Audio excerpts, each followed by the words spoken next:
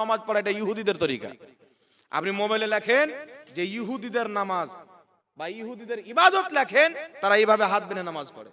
তার কারণে চার মাযহাবের মধ্যে কোনো এক মাযহাবে বুকের উপরে হাত বানাকে গ্রহণ করেননি। আর আমার নবী থেকে একটাও সহিহ হাদিস একবার মারফু হিসাবে বর্ণিত হয়নি যে নবী বুকে হাত বেঁধেছেন। বরং মুসান্নাফ ইবনে আবি শাইবার মধ্যে ইমাম বুখারীর শিক্ষক, ইমাম মুসলিমের শিক্ষক ইমাম ইবনে আবি শাইবা রাহমাতুল্লাহ আলাইহি হযরতে আলকামা থেকে সহিহ সূত্রে হাদিস নিয়েছেন যে আমার আপনার নবী সাল্লাল্লাহু আলাইহি সাল্লাম ইয়াদাউ ইয়ামিনাহু আলা শুমালিহি ফি সলাতি তাহতা সুররা, নবী ডান হাতকে বাম হাতে রেখে নাভির নিচে বাঁধতেন। এই হাদিসকে ইমাম নেবাবী সহিহ বলেছেন।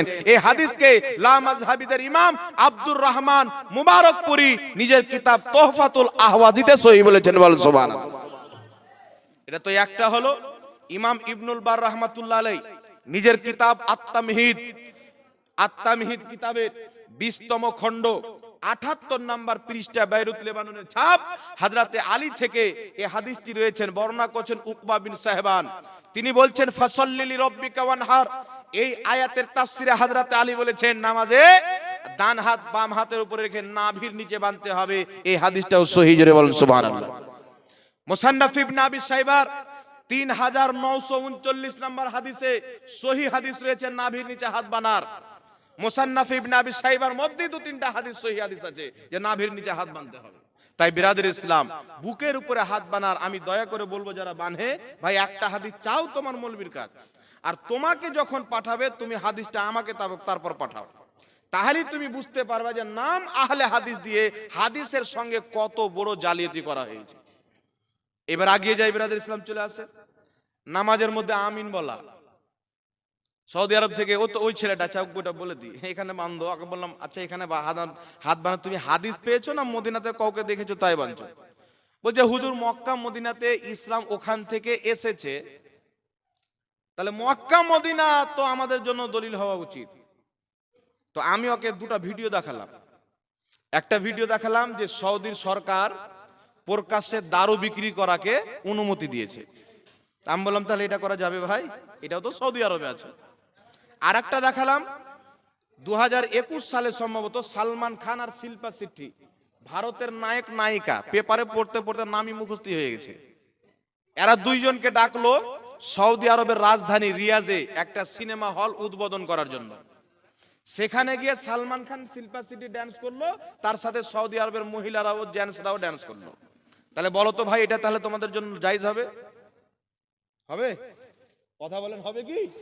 সৌদি আরবে মানুষ নামাজ পড়ছে, আর এই যে 2 রাকাত জুমা হয়ে গেল, মানুষ সুন্নাতে দাঁড়িয়ে গেছে। যারা সুন্নাত পড়ে বাইরে থেকে যারা যায়, ওখানকার লোক তো সুন্নাতে দাঁড়ে না, এ মাথার উপর দিয়ে পাও দিয়ে চেক টাপকে চলে গেল। আছে না নাই? যারা সৌদি আরবে গেছে একটু অন্তরে হাত দিয়ে বলেন ভাই, নেঙে নেঙে যায় কি যায় না? কিন্তু আমার নবীর হাদিস, কোন ব্যক্তি যদি কোন নামাজের আগা দিক দিয়ে হেঁটে চলে যায়, তার 40 বছরের ইবাদত ধ্বংস হয়ে যায়। তাহলে তোমার সৌদি আরব কেন করলো বেটা জায়েজ হয়ে যাবে? শুনেন, আমার নবীর লক্ষ লক্ষ হাদিস রয়েছেন। আল্লাহর নবী পৃথিবীর কোন একটি হাদিসের কিতাবে বলেননি যে মক্কা মদিনা তোমাদের জন্য দলিল, বরং আল্লাহর নবী বলেছেন আল মালহামাতুল উজমা, কিয়ামতের পূর্বে আরব ধ্বংস হয়ে যাবে। কিয়ামতের পূর্বে আরব ধ্বংস হয়ে যাবে।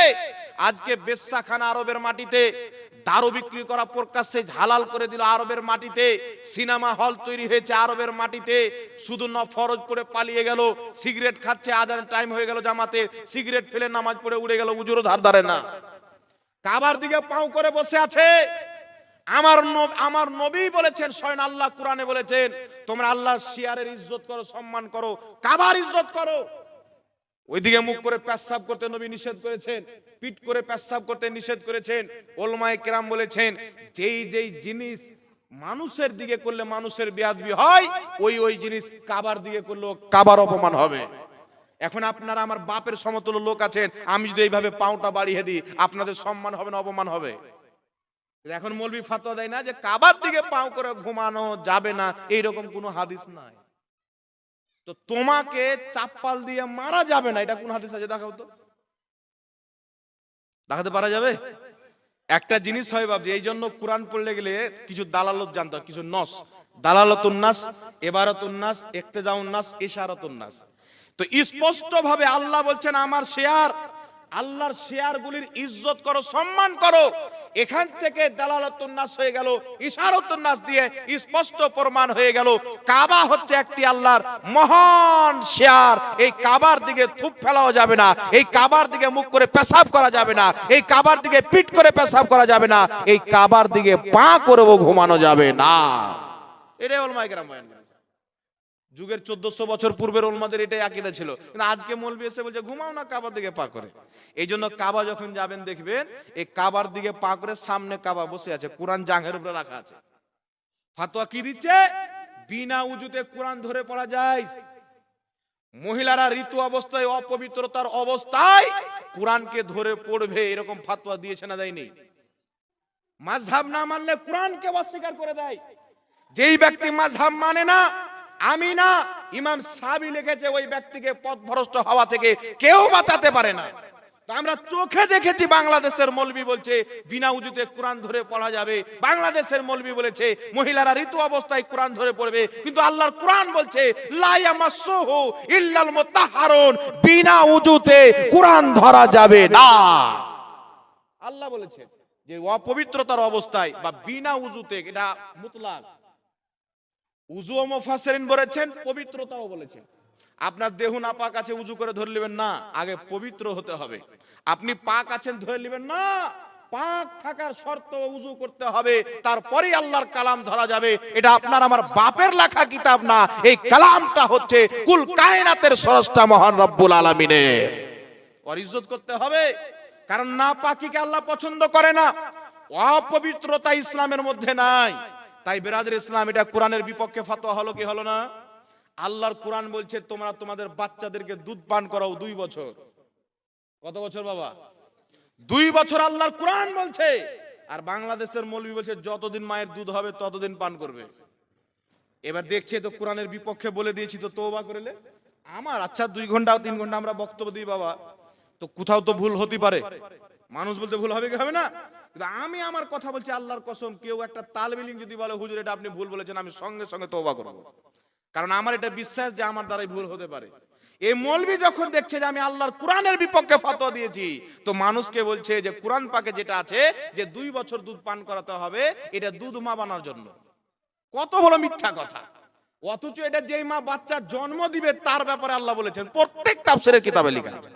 পড়েন তাফসীরে জালালাইন, পড়েন তাফসীরে সাবি, পড়েন তাফসীরে বাগাবি, পড়েন তাফসীরে মাআলিমুত তানজিল, পড়েন তাফসীরে নাসাফি, যত কোরআনের তাফসীরের কিতাব পড়বেন স্পষ্ট লেখা আছে আল্লাহ বলেছেন তোমাদের বাচ্চা জন্ম নিয়েছে 2 বছর পর্যন্ত দুধ পান করাও। আর মৌলবি বলছে যতদিন দুধ হবে ততদিন পান করাও।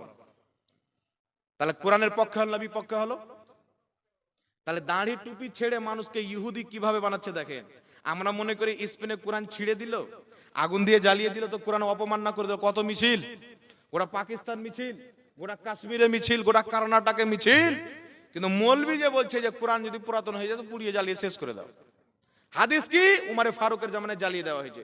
ওই জামানাতে পুরাতন কোরআনকে জ্বালিয়ে দেওয়া তাওহীন মনে করা হতো না, এখন কোরআন জ্বালানোকে তাওহীন মনে করা হয়। তোমার মতন মৌলবীর ফতোয়া যখন স্পেনের ওই লোকটা শুনবে যে আল্লাহর কোরআনকে জ্বালিয়ে অপমাননা করেছে, ও বলবে আপনাদের তো মৌলবীরই ফতোয়া। তফাৎ হলো, পুরাতন জ্বালাইতে বলেছে, আমি নতুন জ্বালিয়েছি। তো তফাৎ কি হলো? তাওহীন কি হলো? তো আমাদেরকে কোরআন জ্বালাতে যাও না, বলবে কি বলবে না? তো একটা জিনিস হয় কোনো জায়গাতে কোনো জামানাতে ওটা তাওহীন হয় না, আরেক জামানাতে চলে আসে ওই জিনিসটাই কিন্তু বাবজি তাওহীন হয়ে যায়, বেয়াদবি হয়ে যায়। এরকম হয় কি হয় না? যেমন আমাদের দেশে নবী পাককে জানাব বলা হয়, জানাবে রাসূলুল্লাহ বলি কি বলি না? তো বাংলাদেশে যান, যদি জানাব বলেন তাহলে আপনাকে মারবে স্টেজের লোক, বলে যে নবী পাককে ছোট করে দিল। ওখানে জানাব মানে অনেক ছোট ব্যক্তিকে বোঝায়। আর আমাদের দিকে চলতি ভাষা নবী পাককে জানাবে রাসূলুল্লাহ সাল্লাল্লাহু আলাইহি ওয়াসাল্লাম সবাই বলে, তাই আমাদের দিকে যায়, ওদের দিকে বলা আবার নিষেধ হয়ে গেল। ওখানকার উলামায়ে কেরাম বলে বলা যাবে না।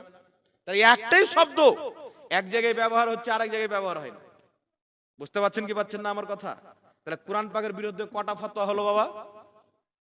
কটা হলো? কোরআনের বিরুদ্ধে আর হাদিসের বিরুদ্ধে। বুঝতে পারছেন তো? আর নাম কি দিয়েছে? আমরা সহি আকীদার লোক। তো 72 73 যে ফিরকা হবে, তো আমার নবী এটা বলেননি যে 72 ফিরকা বলবে আমরা জাহান্নামী, 72 ফিরকা বেশি গলা চেড়ে বলবে আমরা সহি আকীদার লোক। আর 72-এর টার্গেটে থাকবে ওই জান্নাতি পথ, তার উপরে শিরকের ফতোয়া দেওয়া হবে, বিদাতের ফতোয়া দেওয়া হবে, হারামের ফতোয়া দেওয়া হবে। আর এটা আজকে না, হযরতে আলীর জামানাতে হযরতে আলীকে পর্যন্ত মুশরিক বলেছে, হযরতে আলীর উপরে পর্যন্ত শিরকের ফতোয়া লেগেছে। আর আপনাকে বলি শুনেন, এখানে হয়তো আপনারা অনেক আছেন, হজ করতে গিয়েছেন বা উমরা করতে গিয়েছেন, কেউ আবার কাজ করতে গিয়েছেন। সৌদি আরবে যাবেন, ওখানে একটি বিশাল কবরস্থান আছে, জান্নাতুল বাকি। এই জান্নাতুল বাকিতে দেখবেন নীল রঙের বোর্ড চিপকা আছে, টিন আর নীল রঙের কালার করা আছে, আর কালো অক্ষরে বা সাদা অক্ষরে লেখা আছে। কি লেখা আছে? যে আউলিয়া আম্বিয়া অর্থাৎ সাহাবায়ে কেরাম এবং নবী পাকের ওসিলা নেওয়া শিরকে আকবার। মানে একজন ব্যক্তি যদি মন্দিরে মূর্তির পূজা করে আর কেউ যদি নবীর ওসিলা নিয়ে নেয়, তাহলে ওই মূর্তি পূজা করার চাইতে নবীর ওসিলা নেওয়াটা বেশি বড় শিরক। তার কারণে যারা লামাযহাবী আছে, তারা পৃথিবীর, তারা নিজেকে বাদে দুনিয়ার যত মুসলমান আছে সবাইকে হিন্দুদের চাইতে বড় মুশরিক মনে করে, ওয়াজিবুল কাতাল মনে করে। ওদের যদি সময় চলে আসে, সংখ্যায় যদি